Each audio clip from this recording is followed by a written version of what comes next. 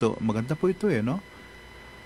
Pagbati pa rin, Kuya Nathan, pakibati po ang mga magulang ko na sina Salvasio Inano at Ninita Inano, Rhea Inano, Raymondo at lolo ko na si Raymulo Inano at Veronera. Okay, sige po. Kuya Nathan. Okay, sige. Kuya Nathan, pakibati po ang mga magulang ko na hindi nabasa ko na ito. Okay. Gandang hapon, Kuya Nathan, pakibati po sina papa at nanay na nakahiga sila habang nakikinig sa iyong program. Ang sarap po kasing makinig. From Sandoval, Taytay, Palawan. Wow, gandang layo na natin. Gandang hapon po. Kay Delia Siniel ng Kugon, Malay, Aklan. Always present si Delia. Kamusta na, Del Siniel? At sa iyong pamangkin na si Mispa. Good PM, Kuya Nathan. Pakibati ko po si Ate Maris Villarreal, Rachel Apuen at sa special someone ko na si Sheila. Thanks po. From Mark. Okay. Kuya Nathan, request naman po, We Fall in Love Sometimes by Elton John. Sige, hanapin natin mamaya, Okay. Mga taga YKR, taga YKR, Yolo King Ranch, dyan sa may Dicalachao, Coron, Palawan. Magandang hapon po. Narating ko yung lugar na yan ilang beses. Good PM, Kuya Nathan. Pakibati po mga friends ko sina Rodora, Dalabahan, Rhea, Bakabag, Ann, at sa asawa ko na si Robert Magaluna. At sa dalawang kids, sina Sheila May at Sienna May Magaluna. From Dang Balinbin ng Nilapakan, Palawan. Narito po mga minamahal mula kay Chito.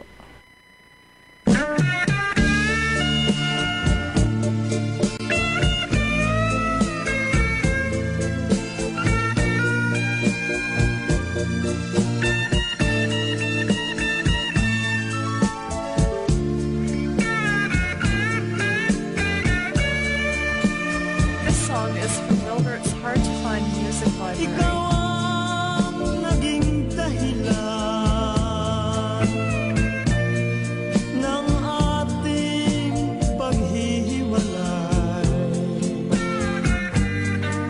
Nasaktan man ang damdamin, ay kaya kong tanggapin. Luluha ka rin tulad ko, daranasin ang mabigo. Katulad ng aking puso na nagmamahal sa'yo. Nasaan ang pangako mo? Nalimutan mo ba?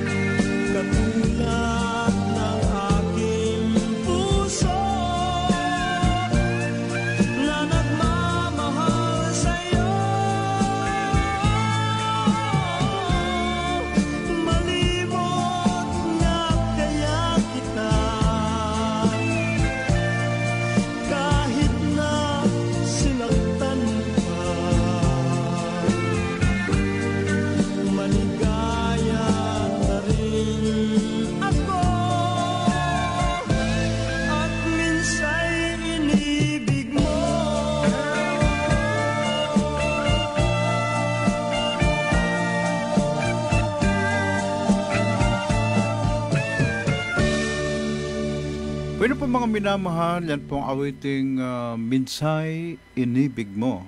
Okay? Maganda ito adon yung pamagat na awiting Kailan Kaya mula kay Leslie Montes.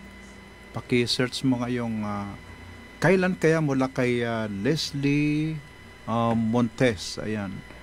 Happy listening kay partner, kay Kagawad Alex Del Valle.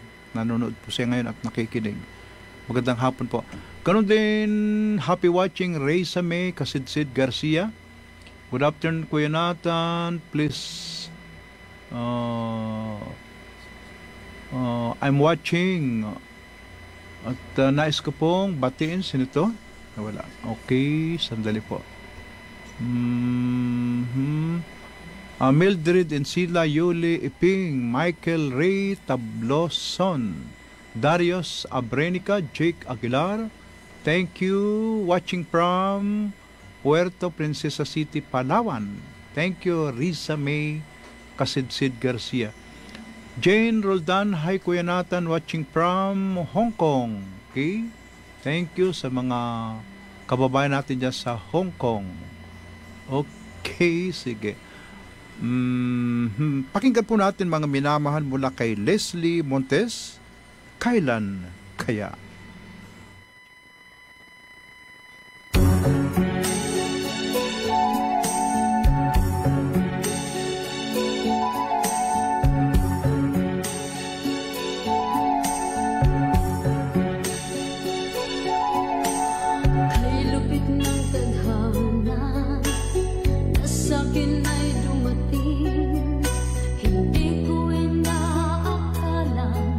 Ako ay iibig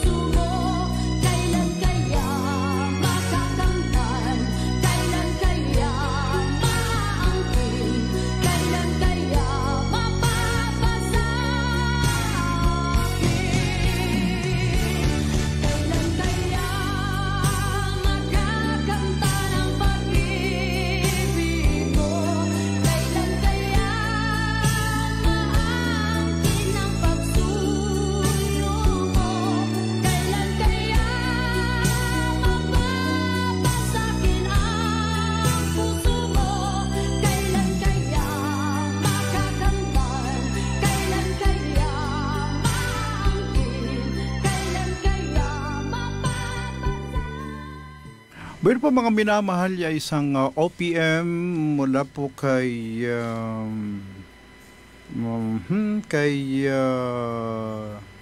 Leslie Montes. Kailan kaya? Ayan po, ang ganda po ng mga OPM, mga original Filipino music. Okay, handog po natin ang susunod na awitin para po sa mga nasa abroad. Malungkot sila, lalo na si Arman Len Garces ng Alichara, Kuwait. Kuya Nathan, nalulungkot po ako. Nanonood ako sa iyong program ngayon. Nagkakaroon tuloy ako ng homesick. Hello, Arman Len Garces. Ayan. Okay, tiis-tiis lang at makakauwi ka rin. Salamat sa Diyos sapagkat wala nang unti-unti nang nawawala yung COVID-19 dito sa Mindoro. Wala na kaya praise the Lord. Sana wag nang pumasok yung COVID-19 sa Mindoro, pero wag po tayong kampante. Ingat-ingat po mga kapatid, mga minamahal na kapatid. Patugtugin natin, Alan, mula kay Jose Marichan, Christmas is our heart. Antog natin mga nasa abroad. Lulungkot daw sila. Okay. Sige. Kuya Nathan, watching from Kuwait. Kuya Nathan. Okay. Eva Lopez, happy watching dyan sa Kuwait. Anak ni Kuya Anding ito mga Lopez family sa Kaminawit. Ayan, nakikinig sila ngayon. Kay Ate Violita Deriada family. Magandang hapon po, especially kay Ricky and Judith Deriada dyan sa Lapu-Lapu Culture. Malakas daw ang radyo nila. Malakas daw yung karaoke. Thank you. Emma Berdin, watching from Iling Island. Thank you, Emma Berdin. Magandang hapon po. Ganon din Jane Roldan, hi Kuya Nathan, watching from Hong Kong. Do ka sa Hong Kong, Jane, Happy watching dyan po sa mga kababayan natin sa Hong Kong. Okay? Sige. Ganon din kay Attorney Ray Ladaga na Kaminawit, nakikinig sila and family. Muli kay Kagawad Joe and Christy Parlocha and family. At sa lahat po ng mga taga-Kaminawit. Yan. Magandang hapon po sa inyong walang sawang pagsubaybay sa ating palatuntunan. Mga minamahal, 40 days na lang, inulit-ulit ko ang natitirang araw para sa Christmas. Kaya advance, Merry Christmas!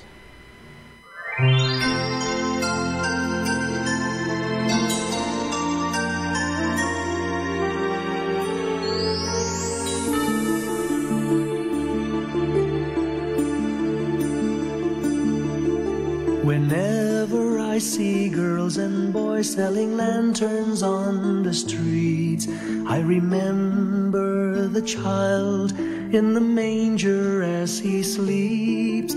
Wherever there are people giving gifts, exchanging cards, I believe that Christmas is truly in their hearts. Let's light our Christmas trees for a bright tomorrow, where nations are at peace and all are one in God. Let's sing Merry Christmas and a happy holiday. This season may we never forget the love we have for Jesus. Let him be the one to guide us as another new year starts, and may the spirit of Christmas be always in our hearts. In every prayer and every song, the community unites, celebrating the birth of our Savior Jesus Christ. Let love like that starlight on that first Christmas morn. Lead us back to the manger where Christ the child was born. So come, let us rejoice, come and sing a Christmas carol. With one big joyful voice, proclaim the name of the Lord. Let's sing Merry Christmas and a happy holiday. This season may we never forget the love we have for Jesus. Let him be the one to guide us as another new year starts. And may the spirit of Christmas be always in our hearts. Let's sing Merry Christmas and a happy holiday.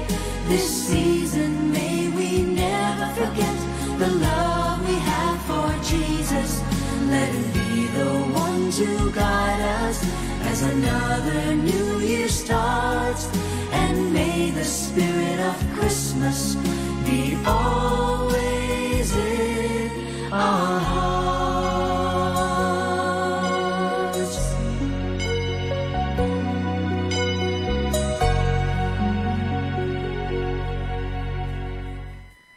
Bueno po mga minamahal, yan po ang isang Christmas song muli kay Jose Marichan. Okay, A Christmas Carol. Patugtugin ulit natin, Alan, tong Christmas Carol mula kay Jose Marichan pa rin. Ano po? Okay, bati-bati muna po tayo. Okay, walang nakakahula pa ng ating pa-contest. Ano? Bukas po, 1:00 hanggang 3:00, mahaba yung ating oras. Kaya nandito po sana yung radyo. Ito po yung ating radyo. Kaya lang wala pang nakakahula. Okay? Kuya Nathan, pakitugtog naman po ang isang magandang awitin, Lason Mong Halik. Paborito kasi ito ni Nanay Melody. Thanks po from Guy ng Sandoval, Taytay, Palawan. Okay? Bukas na natin patugtog ito, no? Good afternoon, Kuya Nathan. Pakibati naman kami dito sa bahay. Sina Joel Ignacio, Bombay Ignacio, Leon Ignacio. Pakibati po naman, mahal ko dyan ngayon sa Sitio Kalinisan, si Iway Liboro from Joel Ignacio ng Sitio Canabang. Okay?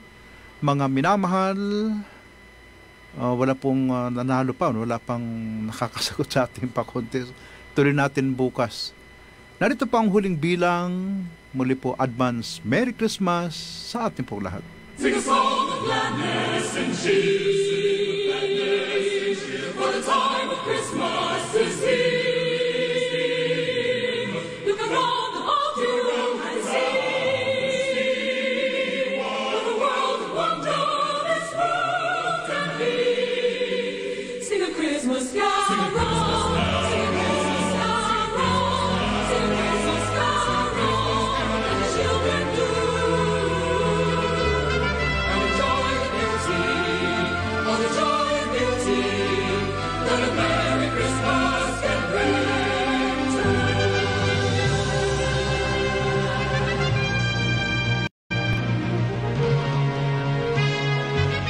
Sing a song of gladness and cheer, for the time of Christmas is here. Look around about you and see what a world of wonder this world can be. Sing a Christmas carol, sing a Christmas carol, sing a Christmas carol like the children do. And enjoy the beauty, all the joy and beauty that a Merry Christmas can bring to you. sing a song of gladness and cheer, for a time of Christmas is here. Look around about you and see what a world of wonder this world can be.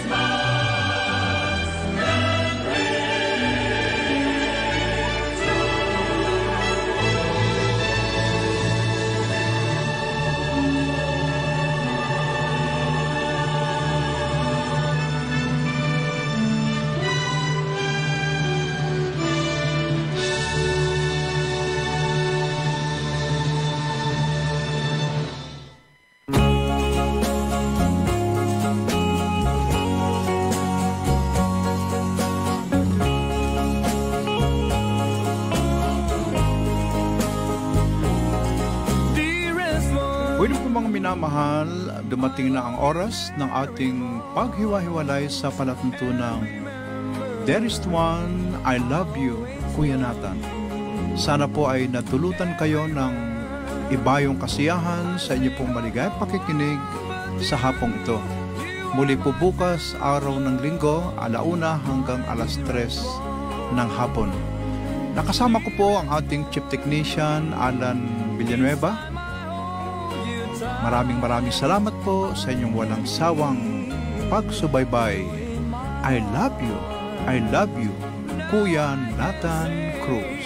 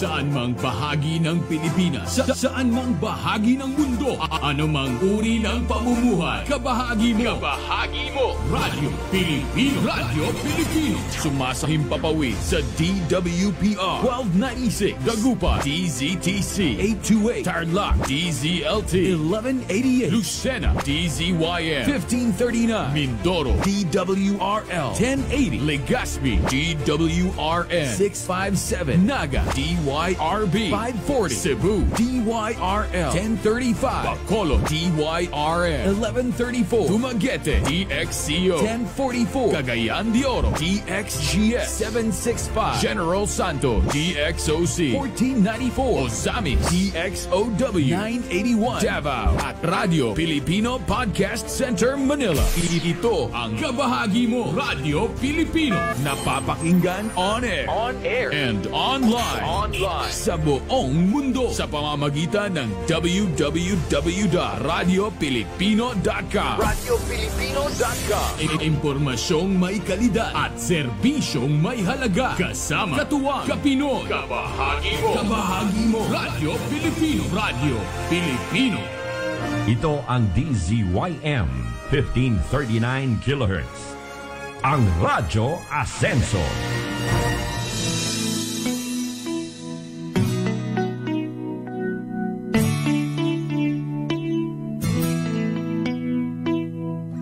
Ang buhay mahiwagang tunay, may hirap, mayroong ginhawa, maraming pagsubok araw-araw, ngunit kayang lampasan yan.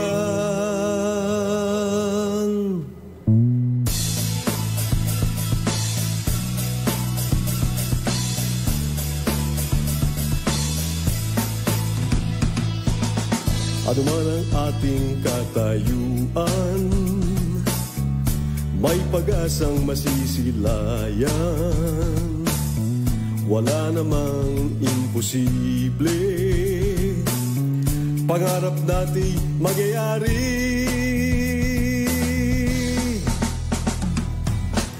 Manalig lang sa may kapal at samahan ang pagsisikap. Sa masipag walang mahirap, patuloy lang tayong mangarap. Pinoy, asenso tayo. Pinoy, asenso tayo. Pinoy, asenso tayo. Asenso. Pinoy, asenso tayo. Pinoy, asenso tayo. Paniwala ka, asenso tayo. Asenso Pinoy.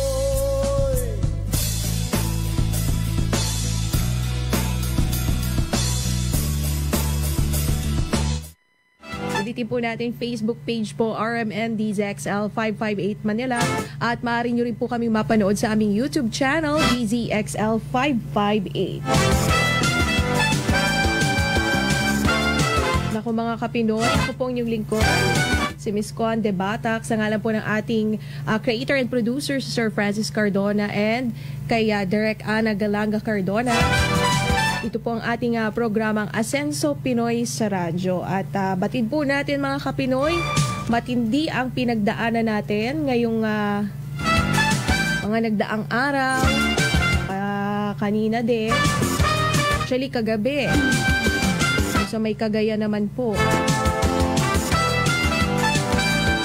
Kagayon man mga Kapinoy, mabigat man ang ating pinagdadaanan ngayon, ipanalangin po natin ito, pagdasal. Yung mga able naman pong tumulong, no, ipaabot po natin yung ating maaaring ma-donate sa ating po mga kababayan na sinalanta po ng bagyong Ulysses. Pero bago po yan, alamin muna natin ang lagay ng panahon mula po sa Pag-asa kay Miss Ana Cloren. Ma'am Ana, magandang hapon po. Hello, Ma'am Ana. Hello, magandang hapon po sa ating lahat. At wala po tayo ngayon binabantayang anumang sama ng panahon o low pressure area na posible makaapekto po sa ating bansa in the next 3 to 5 days. At yung mga pag-ulan po na nararanasan o mararanasan po natin ngayong hapon or gabi, lalong-lalo na po dito sa Kamaynilaan at sa malaking bahagi pa ng Luzon, ay dulot po yan ng mga localized thunderstorms. So yan po ay mga panandaliang buhos lamang ng mga pag-ulan na tatagal ng mga 1 hanggang 2 oras. Sa may bahagi naman po ng Batanes at ng Cagayan ay may naasahan po tayong maulap na kalangitan at may kalat-kalat din po ng mga light to moderate rain, dulot naman po ng tail end ng cold front. At sa gale warning naman natin, nakataas yung ating gale warning sa may Batanes, northern coast ng Cagayan kasama ang Babuyan Islands, Ilocos Norte, Ilocos Sur, La Union, Pangasinan at Kalayaan Islands. Hindi po muna pinapayagang pumalaot dyan yung ating mga kababayan. Mga isla pati na rin yung may maliit na sakyang pandagat dahil sa inaasahan nating maalan hanggang sa napakaalan na karagatan na maaari po umabot sa 4.5 meters ang wave height. Yan muna latest natin dito sa Weather Forecasting Center ng Pag-asa. Ako po si Ana Cloren. Magandang hapon. Maraming salamat kay Miss Ana Cloren. Wala po dyan sa Pag-asa Weather Forecasting Center, Pag-asa DOST. At yun nga mga Kapinoy, ilan sa ating mga kababayan ngayon ay nangangailangan po talaga ng tulong at kumikilos naman ang ating gobyerno, gayon din ang ating local government units. At the same time, yung ating pong mga volunteers ay mula pa noong Huwebes, sila'y kumakalap na ng mga donasyon at pumupunta na po sa mga evacuees para po magbigay ng tulong. Marami din sa ating mga kababayan na nawalan ng supply ng kuryente mga ilang araw din at nawalan din ng tubig. Pero kung iisipin mo, nawalan ka ng tubig, nawalan ka ng kuryente, Isipin natin yung mga kababayan natin na nawala talaga yung bahay nila, kabuhayan, at ngayon nag-iisip kung paano sila magsisimula muli. So, yung ating mga kapinoy na nakikinig ngayon, ulitin natin, kung kayo may kakayahan na tumulong, huwag po kayong magdalawang isip, na magbigay ng inyo pong tulong sa ating mga kababayan na talagang nangangailangan po ngayon. At kamustahin muna natin ang ating pong creator and producer, si Sir Francis Cardona. Sir Francis, magandang hapon po. Hi, Miss Conde. How do you read me? Kasi yung signal mo dito sa akin, medyo paputol-putol eh. How do you read my signal now? Basta naman ako, parang paputol-putol kasi signal eh. Okay naman, sir. Medyo, di ko lang alam kung sa earphone ko yun. Medyo malinaw naman, sir. Naririnig ko naman po. Okay. Kasi kanina parang paputol-putol ka. Anyway, so, good afternoon sa iyo, Conde, at sa lahat ng ating mga taga-subaybay ng Asenso Pinoy all over the Philippines.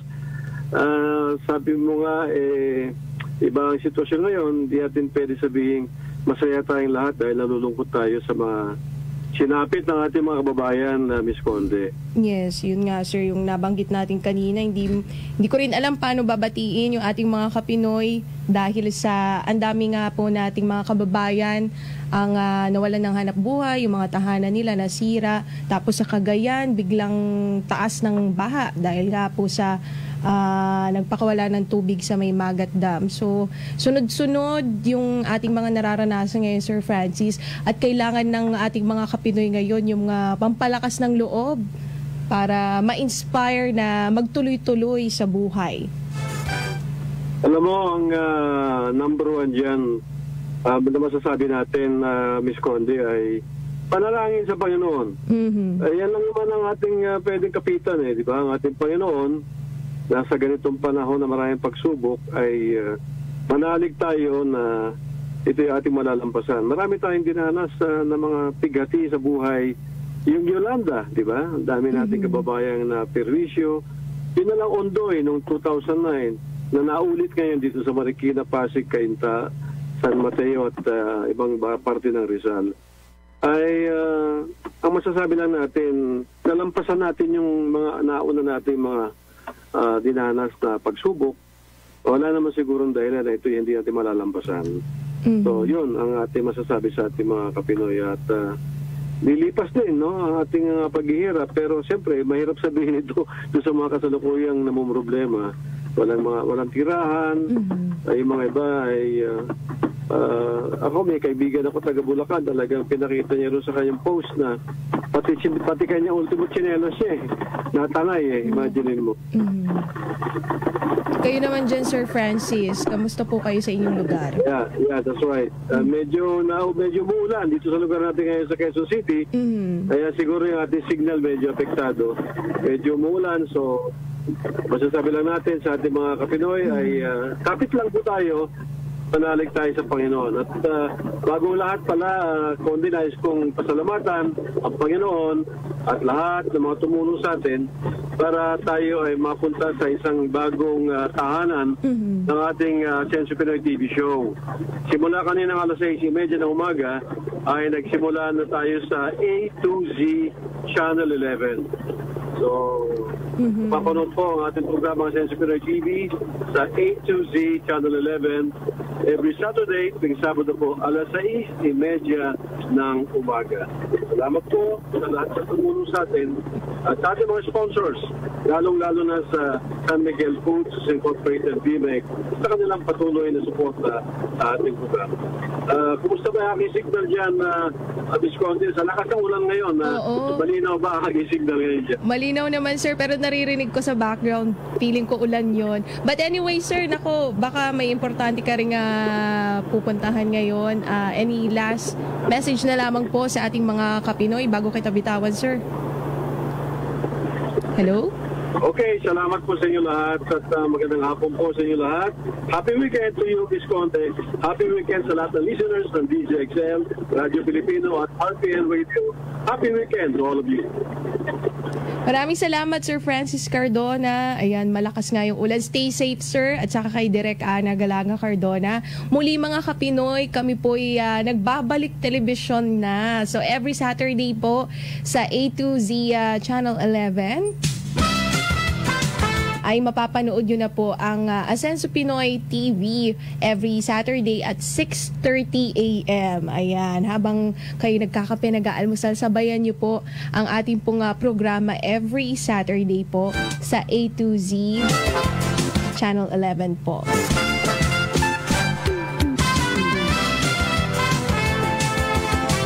Kaya matapos nating mawala sa ere ng medyo mahaba-habang panahon, syempre alam natin yung nangyari.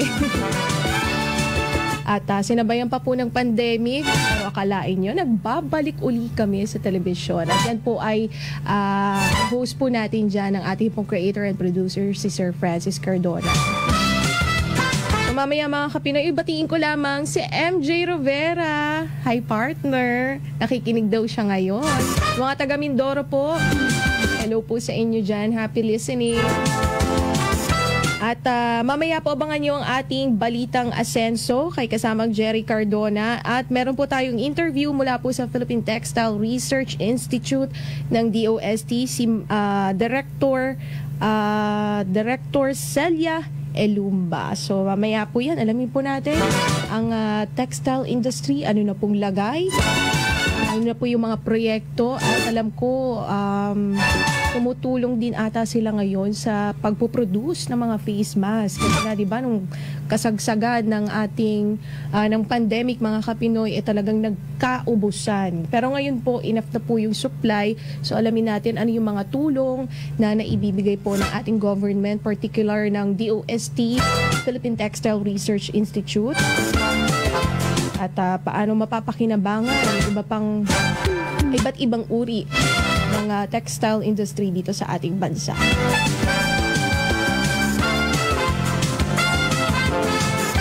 So yan muna mga kapinoy, kami po'y magbabalik pagkatapos lamang ng ilang paalala. Business Tips. Business Tips. Maging organisado. Ang pagiging organisado ay isang epektibong paraan upang maisagawa ang mga kailangang gawin. Maaaring gumawa ng to-do lists sa bawat araw para makasigurado na walang makakaligtaang gawain. Business Tips. Si Francis Cardona, Conde Batak, at MJ Rovera sa Asenso. Pinoy. Pinoy, Asenso tayo, Asenso Pinoy. Oras mga kapinoy, 2:80 na po ng magandang hapon at samahan niyo po ako hanggang alas 3 pa rin po ng hapon dito po sa DZXL 558. Sa mga kabubukas lamang po ng kanilang radyo at nais kaming mapanood live at mapakinggan, maaari po kayong pumunta sa aming live streaming sa aming pong Facebook page RMN DZXL 558 Manila at sa aming pong YouTube channel DZXL 558. So yun mga kapinoy, kanina nabanggit din ni Sir Francis Cardona, ang hirap maging masaya sa panahon na ito kasi ang dami nating mga kababayan na nahirapan at pilit na bumabangon ngayon. May ilan din tayong mga kapinoy na nawala ng mahal sa buhay at ngayon for sure hindi pa nila alam kung ano yung paano sila magsisimula ulit. Kaya muli tayo na nanawagan sa aming pong RMN Foundation, maaari rin po kayong mag-donate at kung may mga kakilala kayo na personal, kaibigan na alam nyong taga Marikina, taga Rizal, humihingi ng tulong at kayo'y able naman po makatulong, naku, malaking bagay po yung kung ano man po yung maibibigay nyo sa kanila. Ngayon, nangangailangan ng ating mga evacuees ng toiletries, kumot, damit, pagkain, syempre po mga hot meals, mga food packs. Tapos yung mga babies, naku, importante po yung mga babies, kailangan nila ng diaper. Syempre, walang naisalba, marami dyan. Gatas, At kung may mga nakikinig po sa atin ng mga pharmaceutical dyan na nais mag-donate ng gamot, kailangan po yan sa mga evacuation centers kasi kahit pa paano, maganda na may mga sarili silang tent ngayon para hiwa-hiwalay, bukod-bukod ang pamilya. Pero dahil sa hindi rin maganda yung sitwasyon ng mga evacuation centers natin doon, hindi naman komportable katulad ng mga bahay natin, no?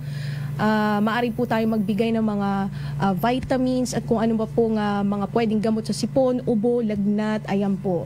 So, ayan, tulong-tulong tayo mga Kapinoy at for sure babangon muli ang ating mga kababayan. At dito muna tayo sa ating balitang asenso. Mamaya po abangan yung ating interview kay Director Celia Ilumba, ang director po ng DOST Philippine Textile Research Institute. At alamin po natin ang sitwasyon or yung kalagayan po ng ating textile industry, lalo na ngayon naharap tayo sa pandemic, anong naging sitwasyon, yung mga negosyo, paano po naapektuhan, paano nakabangon, at yung atin naman pong balitang asenso ay ihatid po sa atin ni kasamang Jerry Cardona kung saan ang 58 Bulakenyo po nagtapos sa TESDA SMC Skills Training Program. Yan po ang hatid na balita kasi sa atin, kasamang Jerry Cardona. Kasamang Jerry, magandang hapon po. Yes, magandang hapon kasamang Conde. Tama ka, 58 Bulakenyo ang nagtapos sa Skills Training Program ng Technical Education and Skills Development Authority o TESDA at San Miguel Corporation o SMC. Sinaksihan ni TESDA Director General Secretary Isidro La Peña ang kanilang pagtatapos kung saan 12 sa kanila ang nakatapos sa electrical installation maintenance, 11 sa shielded arch metal welding, 12 sa heavy equipment and hydraulic excavator, 11 sa dressmaker at 12 naman sa commercial cooking.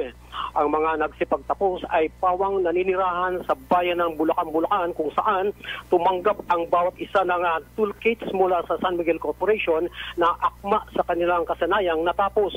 Ayon kay La Peña, natutuwa ako dahil ito ang unang batch ng nagtapos sa ilalim ng kasunduan sa pagitan ng SMC at ng TESDA kung saan ang mga itinapos ng mga trainee ay pawang related sa construction sa pagtatayo ng New Manila International Airport.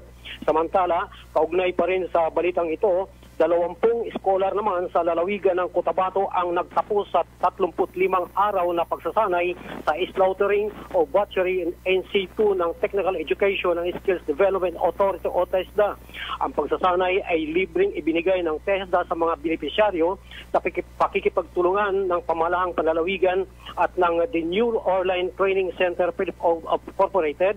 Kaugnay nito na nagpaabot ng pasasalamat si TESDA Provincial Director Noraya Akas kay Governor Nancy Catamco sa inisyatibong matulungan ang mga benepisyaryo. Binigyan DA naman ni Provincial Administrator Efrem Peñol na ang pagsasanay ay isa sa mga pamaraan ng pamahalang panlalawigan ng Cotabato upang mabigyan ng pangmatagalang hanap buhay ang mga nagnais lumahok sa iba't ibang skills training program. Maliban sa libreng pagsasanay, naghandog rin ang TESDA at tumanggap din ng cash allowance ng tig 6,000 piso ang bawat isang participant bilang panimulang agapay. Samantala kasamang Conde, nakatune in ngayon sa programang Asenso Perez na Mrs. Ray and Sandra Tejano ng Imus Cavite, Mrs. Lourdes Hermosilla Simon ng Ormoc City, Leyte, at kay Mr. Victor Lopez Jr. and family ng Baliwag, Bulacan. Magandang hapon po and happy listening sa inyong lahat dyan. Ako, si Jerry Cardona ng Asenso Pinoy kasama sa DCXL 558 sa TAP. Amen. Maraming salamat kay kasamang Jerry Cardona at sa kanyang magandang balita po, no? Nagtapos ang ilan sa ating mga Kapinoy dyan po sa Bulacan sa kanilang skills training program na makakatulong po para sila'y makapaghanap buhay, makapagsimula muli. At mamaya naman po mga Kapinoy, abangan niyo po ang ating interview kay Director Celia Ilumba ng DOST Philippine Textile Research Institute. PTRI po ay sila yung nagsispecialize sa mga fiber, mga tela, mga raw materials po natin na maaari pong mapakinabangan, gawing tela like yung bamboo textile, abaka, at kung di ako nagkakamali, yung mga face mask cloth. Meron din ata ngayon na tinatrabaho itong ating DOST, Philippine Textile Research Institute. So alamin po natin mamaya ano pong naging sitwasyon ng ating pong mga Kapinoy na involved po sa textile industry or sa textile business. Lalo po alam natin medyo bumagsak ang ilang mga industriya, nagsarang ilang mga tindahan. At ngayon naman ay unti-unti silang bumabangon at tumahanap ng paraan para kahit papano na may pandemya, tuloy-tuloy pa rin ang kanilang hanap buhay. Maisingit ko lamang mga Kapinoy, no? 'Di ba? Mapapansin natin sa mga clothing store, no? Usually mga talagang damit at kung ano-anong mga fashion ang makikita natin dyan. Pero ngayon, ini-incorporate na rin nila sa kanilang mga produkto ang personal protective equipment na abot kaya mong mabibili, pwede mo siyang labhan, tapos isuot ulit para paglalabas ka, and then tatanggalin mo na lang kapag ikay nasa loob na ng trabaho or nakauwi na sa bahay, para habang bumabiyahe ka, yun yung isusuot mo. At syempre para protected ka sa coronavirus, iba pang mga bacteria or viruses sa labas po ng tahanan. Meron na rin po sila mga tinitinda na face mask. So, bukod sa mga damit, no, mga undergarments, at kung ano-ano pa na mga tinitinda sa mga clothing store, mga fashion malls, naglagay na rin po sila ng mga ganon. So, nakakatawa din dahil nag-i-innovate din po sila para kahit papano, hindi din malugi. Kasi, bukod po doon sa store na sinusuportahan, may mga manggagawa din po sila, yung mga mananahi, yung mga cashier, no? So, kailangan tuloy-tuloy pa rin. Kailangan nilang mag-isip ng paraan paano sila makakasabay sa kasalukuyang sitwasyon. So, mamaya po mga Kapinoy ay kakamustahin po natin yan. At sa mga nagdaan naman po na sakuna, kalamidad, nako, dilubyo, parang may lindol nung nakaraan. Tapos, pagkakasunod yung Bagyo, Quinta, Rolly, Ulysses. Tapos, parang yung track ng Bagyo, yun at yun yung lugar. Hindi naman po natin sinasabi na mag-iba naman siya ng lugar, pero syempre, hindi natin mapipigil yun mga Kapinoy. Na ganun talaga ang nature, hindi natin mahuhulaan. So mahalaga mga Kapinoy, lagi dapat tayong handa. In fairness naman din sa NDRRMC, no? Kulang na lang i-text back ko siya. Talagang umaga, gabi, tapos kahit naka-silent yung phone mo, nagva-vibrate. Tsaka iba yung vibrate nila, no? Akala ko may sira yung telepono. So yun mga Kapinoy, in fairness naman sa ating NDRRMC, no, talagang from time to time nagbibigay sila ng alert at alarm para sa atin, para makita kung ano yung sitwasyon na or lagay kapag dumaan na yung bagyo, inaasahan natin tataas, magkakaroon ng storm surge, babaha. So tayo mga Kapinoy, if we know na yung ating lugar po ay bahain, tayo nasa lugar na catch basin like the Marikina, no? At ito, signal number 3. Ang bagyo, hindi rin po natin kasi masisisi. Ang mapapayo lang natin, this time wala na pong sisihan. Siguro tulong-tulong na lang na kung may maibibigay tayo na donasyon, ayuda or ano sa ating mga kababayan, kesa naman magturuan. Medyo masakit na po sa ulo yung turuan tayo ng turuan, pero wala naman po tayong na ibibigay na tulong sa ating mga kababayan na sinalanta. So better po na magsilbing lesson. And yun nga kanina nabalitaan natin, si Marikina Mayor Teodoro ay I think magsasampa ata ng kaso. Hindi ko alam kung ano yung protocol kapag magpapakawala ng tubig. Pero ang sabi, kailangan daw ata ay i-inform 4 hours before na mag-open ng gates or magpakawala ng tubig sa dam. Kailangan i-inform ang LGU, lalo na po yung mga nasa mabababang lugar, lalo na yung sa Marikina na catch basin talaga ng mga tubig na bumababa from the bundok. Mula sa bundok po, talagang babahain po ang ating mga kababayan dyan. Ganon din sa may Magat. Nagulat na lang tayo bakit baha? Wala nang ulan. Pero yung pala ay, yun nga, nagpakawala ng tubig mula po sa Magat Dam. And I think 2 o 3 gates pa ang bukas ngayon. So, nangangailangan at patuloy pa rin po ang rescue operation and relief operation po ng ating pamahalaan dyan po sa Cagayan. Siyempre, dito rin po sa Metro Manila na talagang sinalanta. At hindi natin na-foresee yung magiging damage sa ating kabuhayan, sa ating mga negosyo, kabahayan, no? Laki talaga. But anyway, mga Kapinoy, dito naman po tayo, kakamustahin natin ang sitwasyon or I think the status ng ating pong Philippine textile industry. At ating pong makakapanayam via phone patch po si Director Celia Elumba, ang director po ng DOST Philippine Textile Research Institute. Magandang hapon, Ma'am Celia. Director, magandang hapon po. Magandang hapon at magandang hapon sa lahat ng inyong tagapakinig. Welcome, Ma'am, sa Asenso Pinoy sa Radyo. Si Miss Conde po ito, Ma'am. Salamat, Miss Conde. Salamat sa iyo. Welcome, akala ko, lalaki si Miss Conde. Sorry naman, ha? Okay lang po, Ma'am. Okay lang po. Maraming salamat sa pagtawag mo sa akin. Thank you very much. Thank you din, Ma'am, sa pagpapaunlak. Ma'am, ito naman po.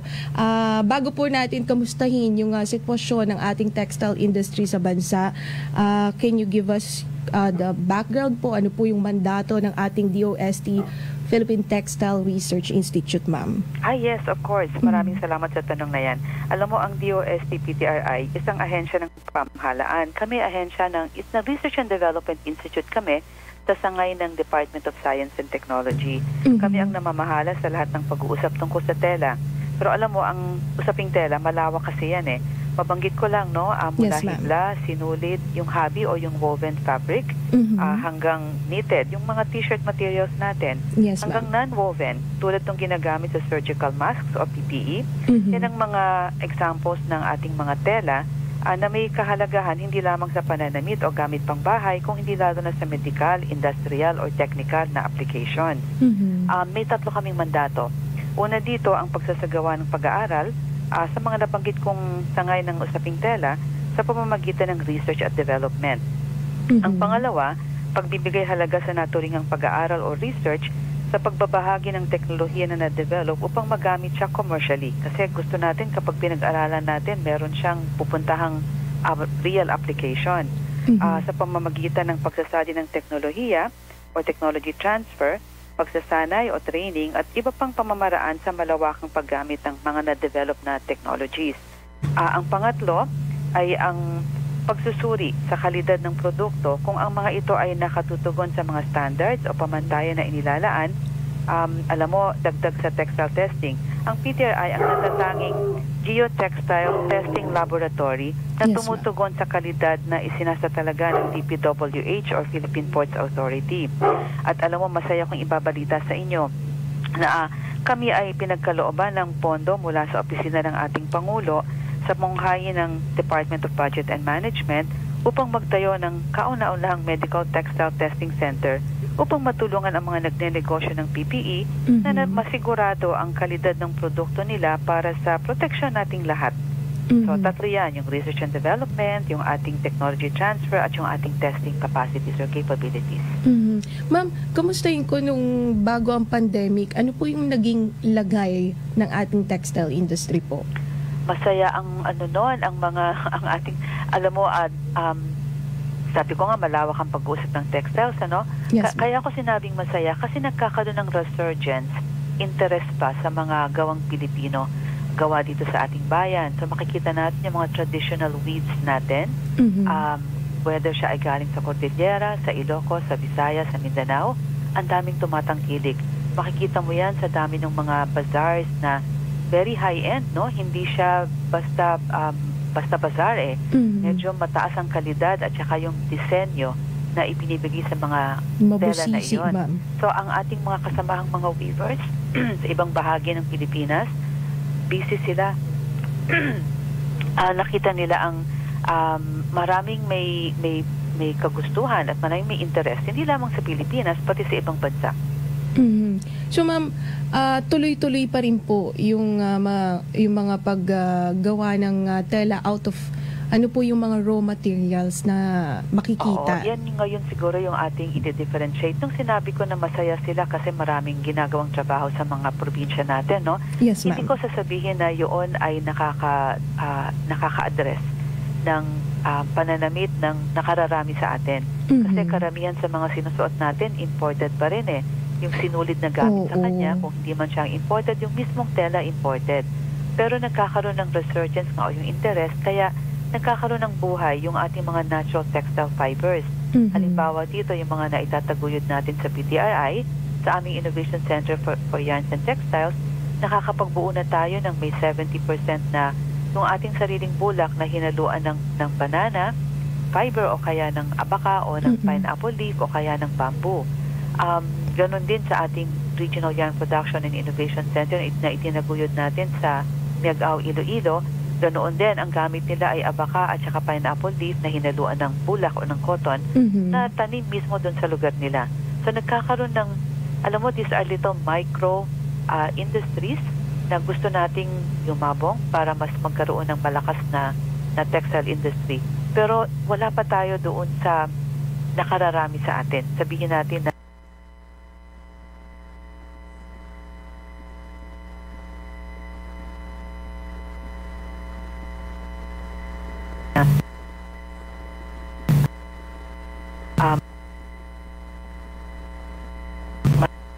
masaya tayo kung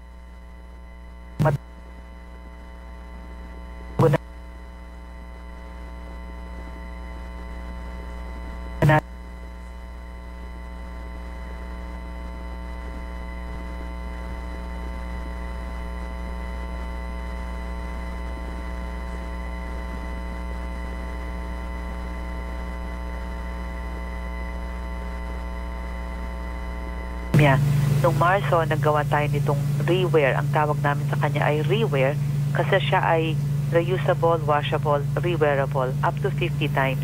Meron siyang teknolohiya ng smart textiles. Nilagyan natin siya ng water repellent finishing dahil ang ating virus ay liquid-borne eh.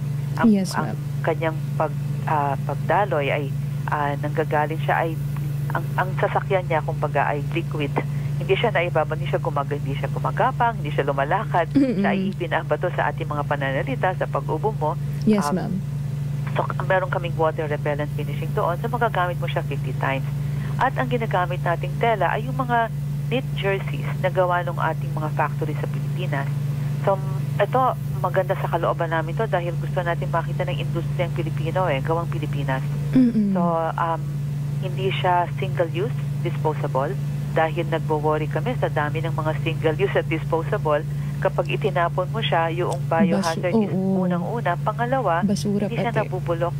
So, kapag yan ay nagtambak-tambakan, kumbaga ay saan natin dadamputin tayo kasi baka tayo ay ma-override. Nakita sa isang pag-aaral, kailangan natin 29 billion face masks a year. Wow. So, this is masyadong marami yun. Yes, so, ma'am. yung ginawa namin na rewear, ito ay reusable, washable, rewearable up to 50 times. Yung mga ibang tinitignan natin, nakapag-test na sa PTRI, may maraming nang nakapasa. Nakakatuwa kasi hindi lamang kailangan water repellent kailangan siya ay absorbent sa loob, hydrophilic ang tinatawag, tapos hydrophobic sa labas. Ngunit ang pinaka-importante na aming nakita, kailangan siya ay breathable. Kasi kung hindi ka makakahinga, kahit na paanong ganda ng face mask mo, wala siyang value dahil syempre mas importanteng huminga, no? So tatanggalin mo siya at yung protection mo ngayon ay mai-imperil. So importante na siya ay protective but at the same time breathable. So sa tulong ng aming mga kasamahan sa ating testing laboratory, aming Technical Services Division, nakipag-ugnayan kami sa Department of Health na public health sector team. Nag-develop kami ng tinatawag na minimum standard requirement para mo masabi na yung face mask ay makatutugon sa protection na kinakailangan natin para sa komunidad. Hindi ito medical, ha? This is cloth face mask for community use or community purpose. At least masabi natin na yung suot natin ay mabibigyan tayo ng ample protection sa ating pinangingilagang COVID virus. Ma'am, with that po, pwede na po ba siyang na-i-distribute na po ba sa market yung ganito po nating face mask? Ang gobyerno ay naglaan ng 30 million face mask sa tinatawag na face mask distribution program or face mask para sa bayan. Dito may mga meron ng mga 7 million siguro o 10 million kung di ako nagkakamali na nasa production na kung hindi man na-i-distribute na. Meron siyang distribution point sa national government agencies. Yung aming reware, gumagawa kami ng 600,000. Lahat ito ay committed sa Office of Civil Defense for distribution to the different government agencies. Kasama din ang DSWD, ang DPWH, ang police units natin. It's para sa national government agencies. Yung face mask para sa bayan, ito ay ibibigay sa mga nakararaming kasamahan natin. I think, kung di ako nagkakamali, ang DSWD, ang isa sa mga magtuturo kung saan tayo pupunta, siya ay regional ang kanyang scope. So, yes, masasabi ko na yung production na yon ay para sa distribution ng nakararami sa atin. At ma'am, ito ma'am, maisingit ko lamang po yung lagay ng ating textile. Nabanggit nyo kanina, minsan yung tela natin gawa imported sa abroad, even yung sinulid. Ngayon po ba nakikita ba natin yung paglago ng ating mga local na textile like yung sa pinya, abaka, kanina may nabasa rin ako bamboo textile. So, paano po? Ano po yung sitwasyon? Tapos may nagtatanong din dito, pag nakikita nila ang mahal daw. Kasi syempre mabusisi So, yan yung masasabi. Kaya nga sabi ko, malawak na pag-uusap ang pagtetela, no? Yung mga mahal nating tela, kung titignan mo, yan ay 100% handmade. So, yung mga pinya o pinya seda para sa ating mga polo barong na galing ng Kalibo Aklan, 100% yan mula sa pagtanggal mo ng hibla doon sa kanyang pinya pineapple leaf. At yung pineapple leaf na yun, espesyal. Hindi yan you don't grow it for the fruit. Yun ay talagang tinatanim mo para sa dahon. So, ito yung kabaligtaran. So, ang ginawa namin, yun ang talagang espesyal kasi nga mula umpisa hanggang katapusan, yun ay 100% by hand, no? Kumbaga yan ay couture, special occasions. Ang gusto namin, malawakang paggamit. So, ang ginagamit natin ay yung mga patapon na patapon na dahon ng mga pineapple na kinakain natin. So, magkaiba yun. Yung una, tinatanim mo para sa dahon, hindi mo kinakain ng prutas.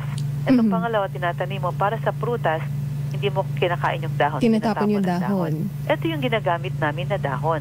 Yung dahon na yan, sasabihin ko sa iyo, halimbawa, ang halaga ng tela, kapag nagawa mo na yung tela, hindi pa to film sa akin, pero yung halaga nun, siguro nasa ilalim ng 500 pesos per meter. 350 pesos to 550 pesos per meter. So yun, palagay ko, ubra na yun. Para sa mas malawak na paggamit, pwede mo na siyang gamitin pang araw-araw at hindi siya ang maintenance niya, hindi katulad ng ating very special na mga pinya o pinya seda o yung mga 100% abaka na ginagawa ng mga indigenous communities natin. Ito talagang tela na araw-araw mong magagamit. Malalagay mo sa washing machine or makukusot mo ng kamay kung gusto mo. At malambot na siya. Hindi siya yung, di ba, kadalasan sasabihin natin magaspang makati o sa kaya balat. matigas. Ito hindi. Ano talaga siya? Katulad ng mga binibili natin sa mga department store. Katulad, hindi eksakto, pero katulad. Maaari mo na siyang maisuot pang araw-araw. So, ang aming goal, magamit ito ng mga nakararaming empleyado ng gobyerno kasi meron tayong Philippine Tropical Fabric Law na hindi mabigyan ng malawakang paggamit dahil wala tayong supply. So, ito yung chicken and egg. Paano tayo makakagamit kung walang gumagawa? Paano naman may gagawa kung walang gumagamit? So, dito po ang pasok si gobyerno. Maglagay tayo ng konting supply para maengganyo yung mga gagamit at yung gagawa at sana may industrialist. So dun sa tanong mo, kumusta na? Inaantay po natin yung ating mga industrialist at yung mga negosyante na pagtuon ng pansin ang paggawa ng tela dahil sa totoo lang, hindi siya madali. Ngunit, siya ay, kung iisipin mo, siya ba ay kailangan? Parang kumbaga sa pagkain at saka pampangbahay, di ba? It's 3 basics of life, no? To live. You need food, you need shelter, you need clothing. Yes, ma'am. So, dapat pagtuunan natin yun. So, kaya gumagawa kami ng kaunting mga proyekto na makakapag-engganyo ba sa mga gumagamit at marami na tayong nakita ng mga good stories. Alam mo, dun sa Miagao, ang tuwang-tuwa ako doon dahil yung isa nating mga hobby, lalaki siya, anak siya ng, siya, pamilya ng mga hobby. Lalaki siya, alam mo, dati siyang overseas Filipino worker, seaman. Yes, He decided ayaw na niya mag-seaman kasi may kabuhayan naman pala sa paghahabi. So, nandun siya ngayon sa Miagao, naghahabi kasama ng pamilya niya. Yung isa pang kwento doon, siya naman, dati pumupunta siya sa Maynila, dito siya nagtatrabaho, meron siyang 6 ba o 8 anak. Iniiwanan niya yun sa Iloilo para makapagtrabaho sa pabrika. Dito sa Manila, nagtatahi siya. Nung natuto siyang mag-weave, 2 years ago lamang ito, nakayanan na niyang hindi umalis ng Iloilo, ng Miagao. Doon na siya naghahabi at may kabuhayan na siya. So para sa akin, yung halaga nun, sabihin mo na nagbayad ka ng 500 pesos, yung galing sa ibang bansa na hindi ko nalang papangalanganan. Pwede ka magbayad ng 100. Between yung 100 na galing sa ibang lugar na nabigyan ng trabaho yung mga kabayanan niya, compared dun sa 500 na ibabayad mo dito na nabigyan ng kabuhayan, yung mga taga rito sa atin, magbabayad na lang ako ng 500. Alam mo yun? So, kailangan din tayo magkaroon ng ibang pananaw. Huwag mong tignan yung presyo, tignan mo yung halaga. Tama, ma'am. At saka yun nga po nabanggit nyo, nakakatulong din tayo sa ating mga kapwa Pilipino na maghahabi. At the same time, yung industriya din natutulungan natin, nabibigyan natin ng hanap buhay at mas mapapalakas yung ating textile industry. Ito naman, ma'am, pahabol po na tanong, no? Ano-ano daw po yung mga training courses na maaari pong ibigay ng DOST-PTRI? Unang-una dyan, mayroon tayo sa handloom weaving. Tatanungin natin, bakit handloom weaving? Kasi alam mo yan, ang marami tayo. Kumbaga, wag nating hanapin yung wala, let's aspire for it. Pero we have thousands of handloom weavers. So, nakita natin na mayroong pangangailangan. In fact, with TESDA, nakapagtaguyod tayo ng NC2. This is a National Certification for Skills program or project na ginawa namin. Nilungsad dito ng mga ilang nakaraang taon na. At masaya kami na ito ngayon na ay pwede nang i-roll out na mabigyan na ba ng certificate na yung mga weavers natin ay this is a recognized skill. Hindi siya basta-basta lang kasi hindi madaling mag-weave. So anyway, handloom weaving ang isa dyan, 2 ang kanyang antas, may basic at saka may advanced. Natural dyeing o yung pagkukulay, maaari itong natural o synthetic. Ang may kalakip din ito, pwede kang mag-silk screen printing, pwede kang pumunta sa tie-dyeing, basic textile training course kung saan matuturuan sila ng pag-manage ng mga makinarya na ginagamit sa isang textile mill. Meron din tayong sericulture, yung pagtataguyod ng pagseseda or silk propagation and processing. Alam mo, hindi malayo na masundan ng mga ito ng digital technology sa paggawa ng halimbawa digital patterns or markers. Dahil sa aming Textile Product Development Center, yun ang aming pinatutunguhan. Digital technologies with a body scanner na pwede ka ngayong tumuloy-tuloy hanggang sa pagpo-prototype mo na digital lahat ng iyong mga proseso. So yan ang mga general, marami pang mga ibang courses, pero ito yung pinaka, kumbaga ay, kumbaga itong ating special, nung tawag nila doon, mga best offering or more popular offering. Ma'am, di ba mahirap yung handloom weaving kasi kailangan bukod sa mabusisi, kailangan sakto yung paglalapat ng parang mga sinulid ba yun? Yes. Tsaka, paano po natin, like yung mga kabataan lalo pa, kasi yung mga gumagawa or yung nag-handloom weaving, ma'am, karamihan matatanda. So, paano natin hikayat yung mga kabataan lalo? Kailangan may pera. Konti. Yes, ma'am. Diba? Kasi kung wala namang kabuhayan doon o wala namang palang pera doon, bakit mo namang gugustuhin yun para sa sarili mong anak? At yung anak mo, bakit niya gugustuhin yun? So, kailangan talaga palaguin natin at kailangan magbayad tayo ng tamang halaga. Doon sa tama yung sinabi mo, hindi siya madali pero kapag ikaw ay sanay na mag-weave, hahanapin mo siya at siya ay para sa'yo second nature, kumbaga the back of your hand. So mayroon tayong mga istorya na kaya ang mga matatanda ay nagpapatuloy sa pag-weave kasi therapeutic yun sa kanila. They find it their means of relaxation. Kapag gabi na, tulog na yung mga iba or wala na silang ibang ginagawa, hindi sila nanonood ng TV, nag-weave sila sa probinsya. So sa kanila, sabi nga nung isa, no, yung kasi may sound yung beat, yung clack, clack, clack, may beat yung makinarya yun hinahanap daw yun ng iba. Kasi para sa kanila, yun ang kanilang pampakalma. Stress reliever nila yun. So mahirap siya sa mga hindi sanay o hindi palaging nag-weave, hindi tradition yun. Pero sa may mga tradition at palagi nilang ginagawa, hinahanap-hanap na nila yun. Hindi na yun iba sa kanila. So yung nabanggit ko kanina, si Marilyn Moana, alam mo, 2 taon siyang nag-weave at hindi yun matagal.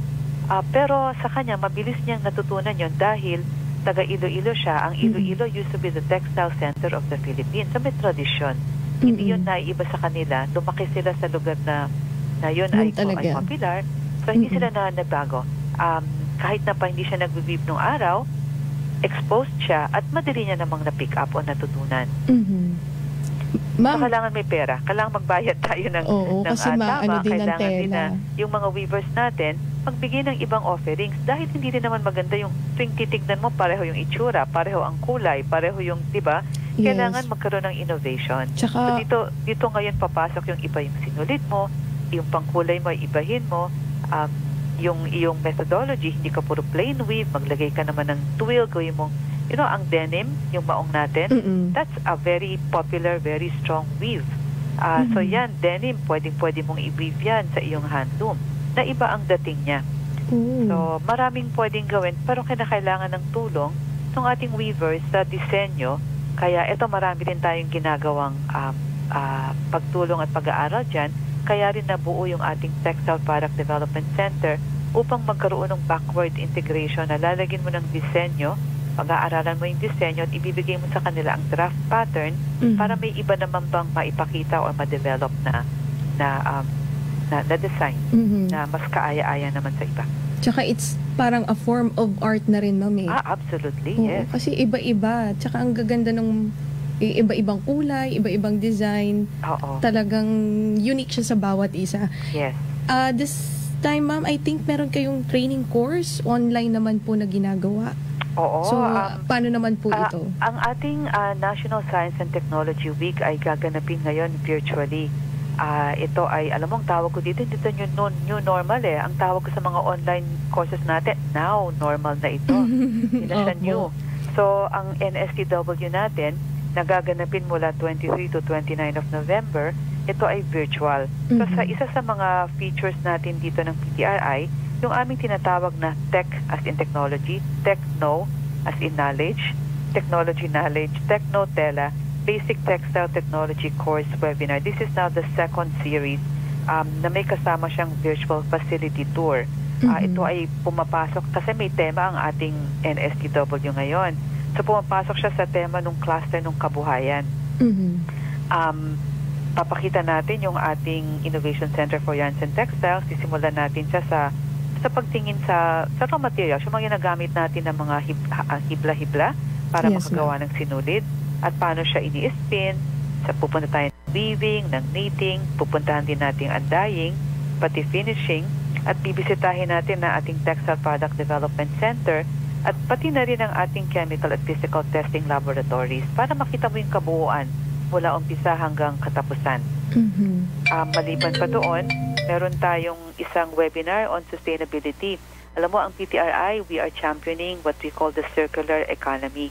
Ito yung meron kaming closing the loop on fashion framework na ang gusto natin, kaya nga hindi namin gusto yung single-use disposable, gusto natin kung hindi siya nagbabayo, naturally biodegrade, then pwede mong lagyan ng catalyst para siya mag-degrade, but especially magamit mo siya muli na continuous circle or continuous loop para wala kang tapon at hindi ka kinakailangan palaging kuha ng fresh or virgin resources. So yung ating tinitignan na sustainability seminar webinar rather, inimbitahan natin dito ang Hong Kong Research Institute for Textiles and Apparel na magbahagi ng kanilang teknolohiya sa pagre-recycle o sa upcycling. Kasama na rin dito ang United Nations Industrial Development Organization o UNIDO para maibahagi sa atin ang mga proyekto nila na tutugon sa ating tinatawag na circular economy or ecologically or more environmentally sound processing or production methodologies or technologies, particularly sa textile at saka sa fashion industry. Tapos yung isang pinaka-importante pa sa atin, magbabahagi tayo nung ating parang ano ba itong aming business opportunities. Meron tayong 3 ibabahagi sa Teletech business opportunities. Itong under kabuhayan pa rin. Yung 3 na yan, ang natural textile fiber processing, yung pagsisimula or paghahanda noong textile fibers ng abaca, banana, pineapple leaf or bamboo para siya magawang sinulit later on. Pangalawa, yung sericulture o yung silk methodologies natin. At ang pangatlo ay ang is my third natural dyes. Yung ating natural na pagkukulay gamit ang ating mga sariling tanim, paligid natin. Ma'am, sino po yung mga pwedeng lumahok dito sa training na po na to? Lahat ng may interes sa telang gawang Pilipinas.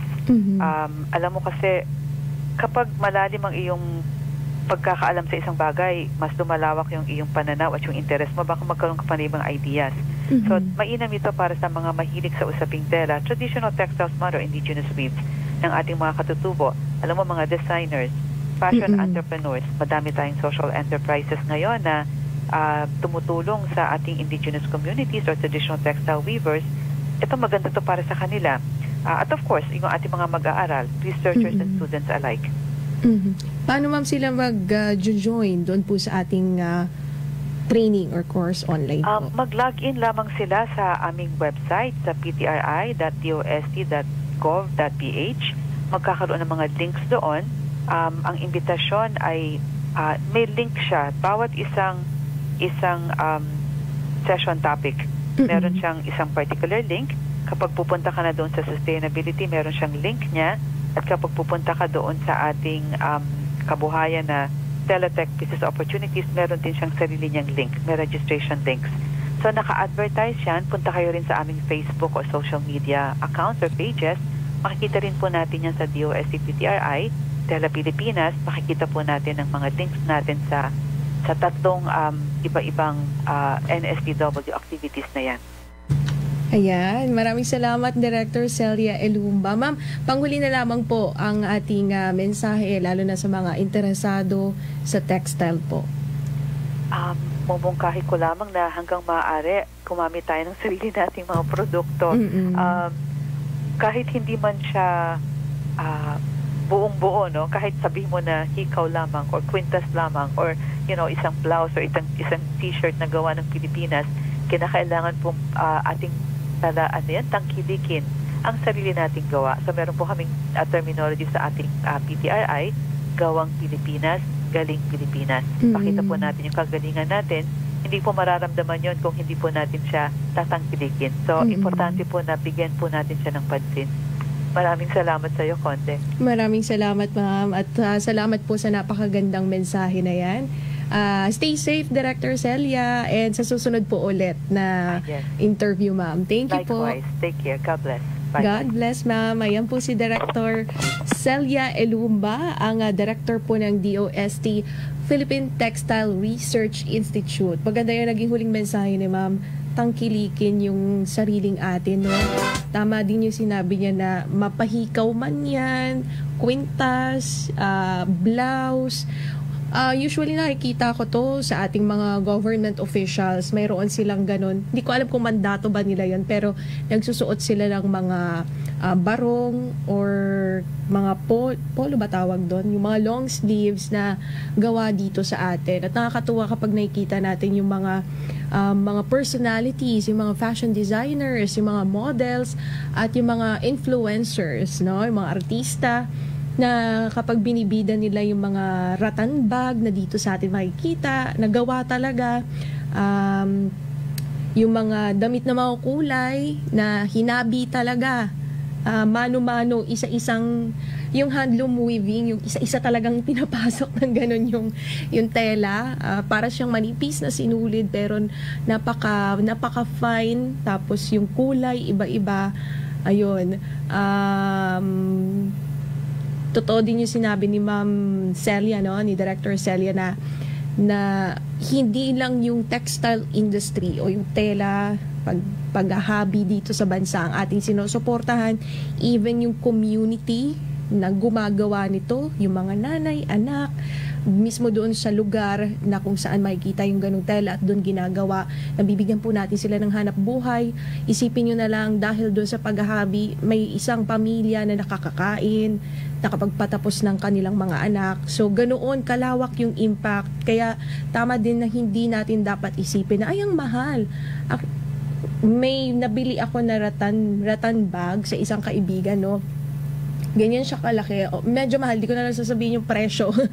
Pero kasi, pag may isip mo kung na talagang mano-manong ginawa yon, doon mo marirealize, doon mo ma-appreciate na talagang matibay naman talaga yung produkto na yun. At gawang atin pa.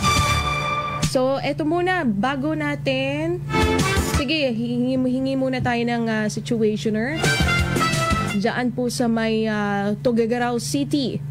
At magbibigay sa atin ng update si Radyoman Dextres Tugiyam. Radyoman Dextres. Radyoman Dextres. Hello po.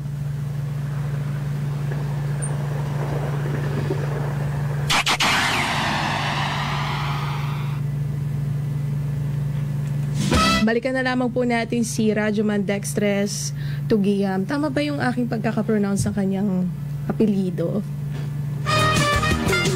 Ayan. So, habang hinihintay natin, tama, Tugiyam. Tama. O, paalam muna tayo para news break na agad. So, mga Kapinoy, till next Saturday po ulit. Sana marami po kayo natutunan at na-inspire ngayon sa aming pong programa next Saturday, alas 2 hanggang alas 3 pa rin po ng hapon. At habol lamang, baka pwede kong ihabol. Naku, nawawala. Yung ating mga listeners sa RMN DZXL 558 Manila, maraming salamat po sa pagtutok at panunood sa atin. Hindi ko na po kayo na isa-isa. At yung mga nag-text kay Miss Joylen, Antonio, hello. Sa ating pong mga viewers ng DZXL 558 YouTube, thank you po. At mga Kapinoy, dito po nagtatapos ang ating programa sa araw na ito. Naway nakapulot po kayo ng aral upang inyong magamit at umasenso sa buhay. Sa ngalan po ng bumubuo ng Asenso Pinoy, kay Miss Laika Francisco, ang ating pong creator and producer kay Sir Francis Cardona, ako po ang inyong lingkod, Miss Conde Batak, na nagsasabing, Kapinoy, aasenso tayo! Business Tips! Business Tips! Alamin ang finances sa loob at labas ng negosyo. Kapag hindi mo inalam ang kita, utang, cash flow, at epektibong tax rate, malaking problema ang susunod mo makakaharap. Ang karagatan ng awa ay bumugso sa kalibutan o bukal ng buhay. Walang hanggang awa ng Diyos. Yakapin mo ang sangkatauhan at ibuhos mong ganap ang iyong sarili para sa aming lahat. O banal na dugo at tubig na dumaloy mula sa puso ni Jesus bilang bukal ng awa para sa aming lahat. Ako ay nananalig sa iyo. Banal na Diyos, banal na puspos ng kapangyarihan, banal na walang hanggan, maawa po kayo sa amin at sa buong mundo. Banal na Diyos, banal na puspos ng kapangyarihan, banal na walang hanggan, maawa po kayo sa amin at sa buong mundo. Banal na Diyos, banal na puspos ng kapangyarihan, banal na walang hanggan, maawa po kayo sa amin at sa buong mundo. Amen. O Jesus, Hari ng awa, kami ay nananalig sa iyo. One FM. This is your one. My only one. One lang yan. The only one.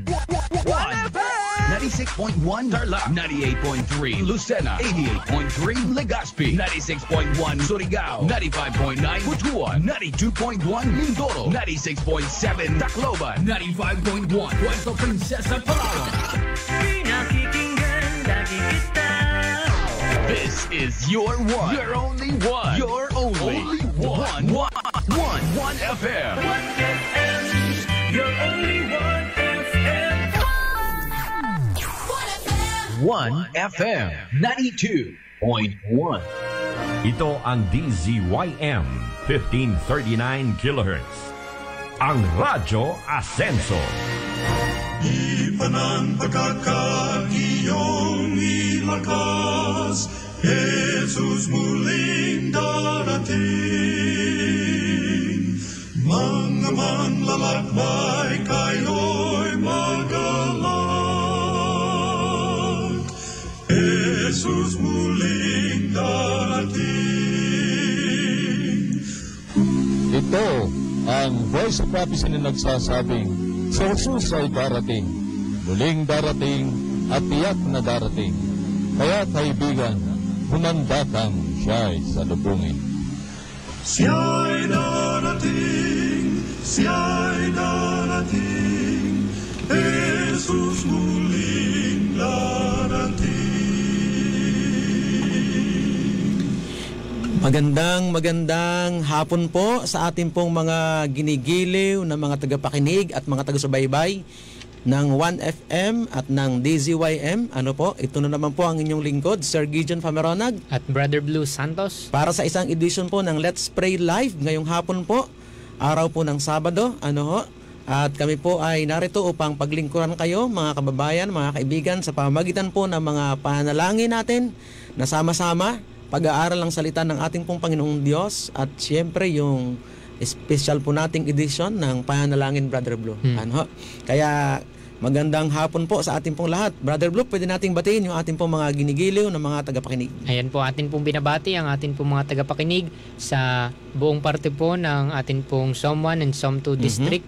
Ganyan din po sa ESCOM na naabot rin po natin sa vicinity po dito sa South Central Occidental Mindoro. At ganyan din po atin pong binabati ang atin pong mga tagapakinig riyan po sa Karatig Probinsya natin dito po sa Antique. Ganyan din po naabot po natin ang Palawan, sa Oriental Mindoro, syempre diyan naman po sa Romblon at sa Batangas. At sa lahat po natin po naabot naman ang himpilan pong ito ng 1FM, saan man po kayo naroon ngayon, kung kayo man po ay nakatune in sa ating pong Facebook live broadcast, amin po kayong binabati ng isa pong mapagpalang araw ng Sabado. At sa lahat po ng ating po mga tagapakinig na palagi po namin nakakasama, sina Tatay Piping Darisay and Darisay family, sa Salvador family, dyan rin po sa San Roque. At ganyan din po sa ating po mga tagapakinig na sila Brother Oji Manaog and Manaog family, dyan rin po yan sa San Roque. At sa ating po mga listeners na Tita Iray and Valero family, kasama na rin po nila Sister Joylan Antonio and Contreras family, dyan po sa Taiktikan, Pornaga. At sa lahat po ng ating po naabot ng himpilan pong ito sa ating pong islands, dito po sa may bandang Katayungan, sa Pawikan, sa Iling, at ganyan din po sa Ambulong at sa Ansiray, amin po kayong binabati na mapagpalang araw ng Sabado. Okay, thank you, Brother Blue. Kay Nenong Cap Menong and family, nakikinig po sila ngayon, Brother Blue. And siyempre sa atin po, sa mga supporter po natin abroad, si Brother Marvin Tolentino and family.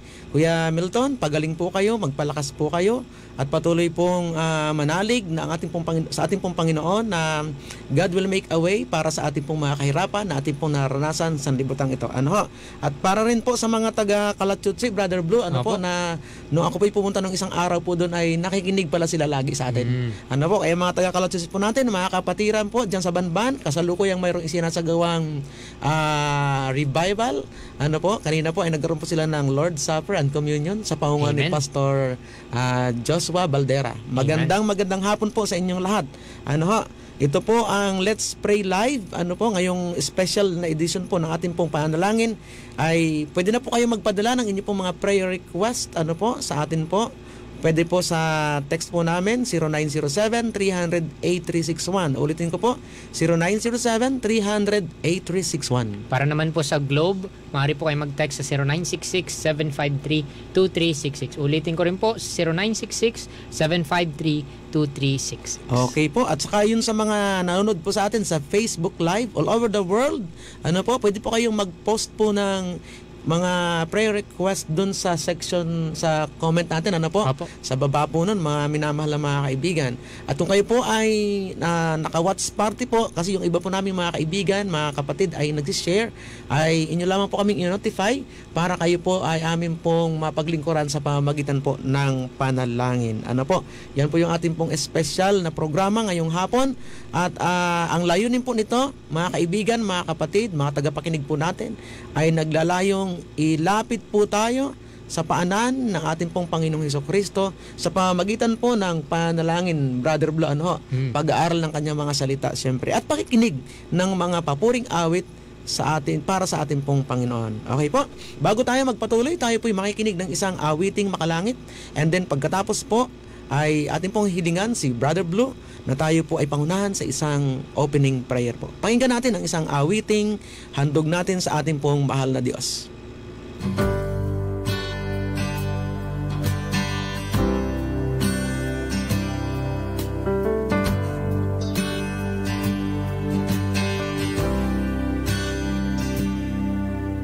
Narito ako,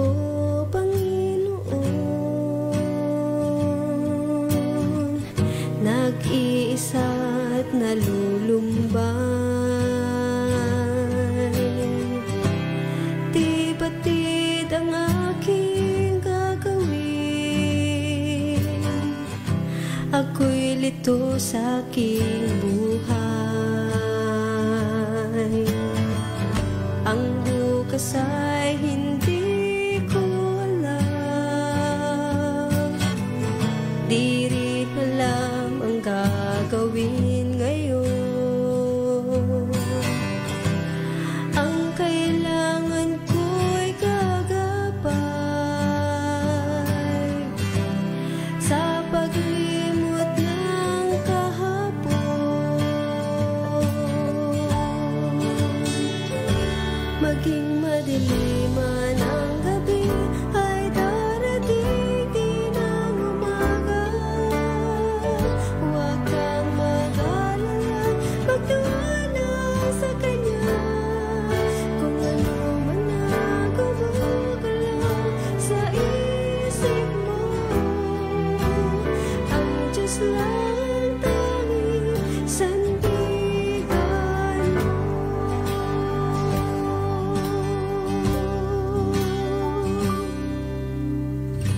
Kaibigan ko, huwag malumpay, pagkat di ka nag-iisa.